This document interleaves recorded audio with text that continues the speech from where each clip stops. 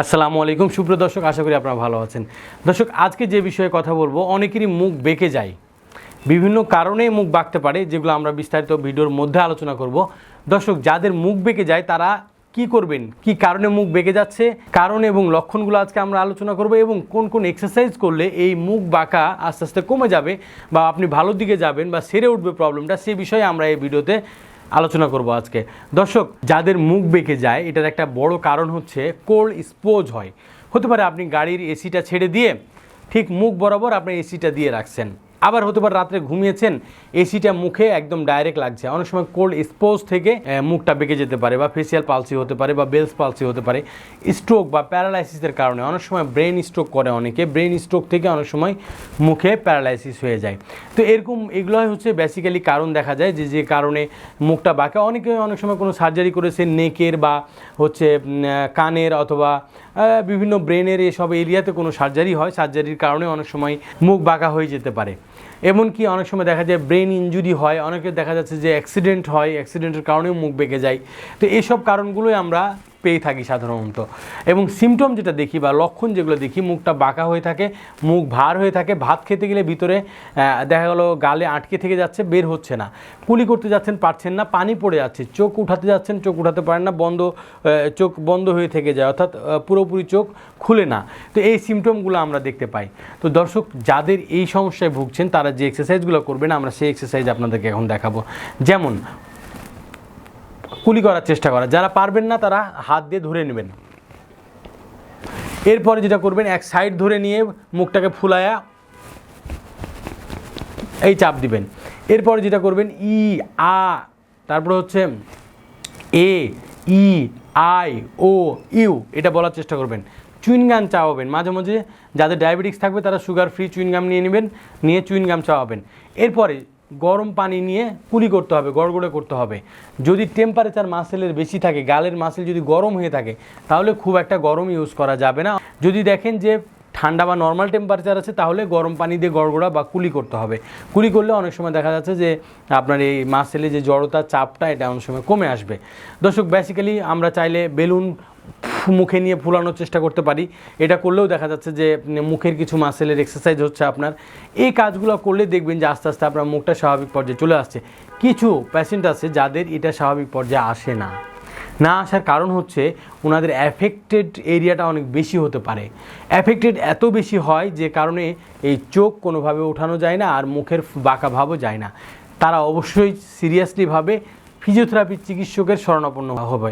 এই বিষয়ে একমাত্র ভালো বা একটা পারফেক্ট চিকিৎসা ব্যবস্থা একমাত্র ফিজিওথেরাপি চিকিৎসক দিয়ে থাকে।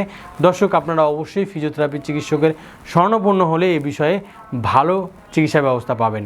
আমাদের এখানে মহিলা পেশেন্টদের জন্য মহিলা ফিজিওথেরাপি গ্র্যাজুয়েট ফিজিওথেরাপিস্ট আছেন, যিনি ঢাকা ইউনিভার্সিটি থেকে ফিজিওথেরাপিতে গ্র্যাজুয়েশন কমপ্লিট করে আমাদের এখানে চিকিৎসা প্রদান করতেছেন। দর্শক, এই ভিডিও দেখার পর যদি আপনাদের কোনো জিজ্ঞাসা বা প্রশ্ন থাকে, আমাদের স্ক্রিনে দেওয়া নাম্বার অথবা আমাদের দুটি শাখা আছে, একটা গুলশান 2 শাহাবুদ্দিন মেডিকেল কলেজের পাশে গুলশানে, আরেকটা হচ্ছে মোহাম্মদপুর জাকির হোসেন রোডে। এই দুইটা ব্রাঞ্চে আপনারা অবশ্যই যোগাযোগ করলে আমরা চেষ্টা করব এই বিষয়ে সহযোগিতা করার জন্য। দর্শক, ভালো থাকবেন, সুস্থ থাকবেন। আজ এ পর্যন্তই। আসসালামু আলাইকুম। ওনার ফিজিওথেরাপির যে টেকনিকটা, এটা আমাকে খুবই আকৃষ্ট করেছে, যে উনি ইনস্ট্রুমেন্ট ছাড়া পুরা মাসেলকে তার টেকনিকের মাধ্যমে। আমি ঘাড় ঘুরাইতে পারতাম না, হাত উঠাইতে পারতাম না, খুব ভারী ভারী লাগতো, রক্তটা টান খেত। আমার লাগতেছে আমি একটা মানে আগের যে একটা ভাব ছিল আমার শরীরে, এনার্জি ছিল, আমারটা লাগতেছে আমি ওইরকম ফিরে পেতেছি। আল্লাহর রহমতে আমি এখনই নিচে বসে সিজদা করতে পারি, নামাজ পড়তে পারি, আমার কোনো রকম অসুবিধা না। এই স্যারের কাছে এসে আমি হাতও তুলতে পারতেছি, হাঁটতেও পারতেছি ইনশাল্লাহ। একটা হিট দেয়া হয়, কিছুক্ষণ দেওয়ার পরে বলে আজকে শেষ, ঠিক আছে।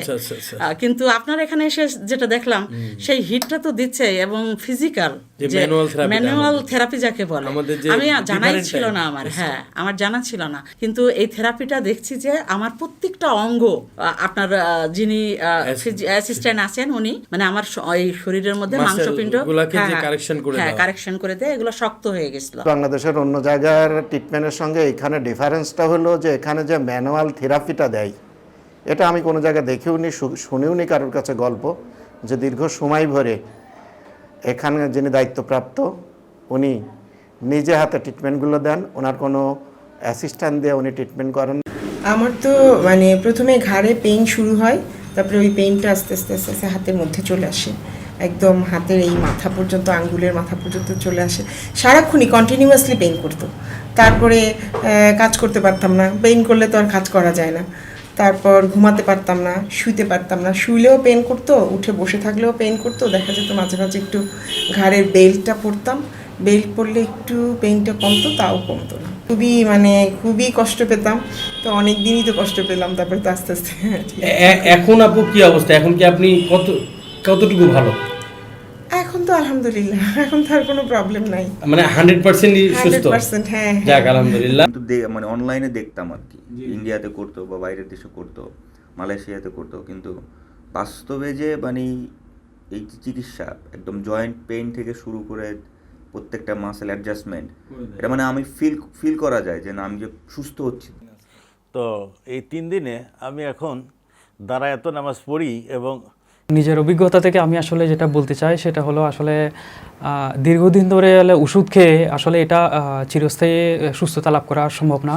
আমি নিজেও দেখেছি, ওষুধ খাই কিছুদিন ভালো থাকি, এরপর আবার ব্যথাটা ফিরে আসে।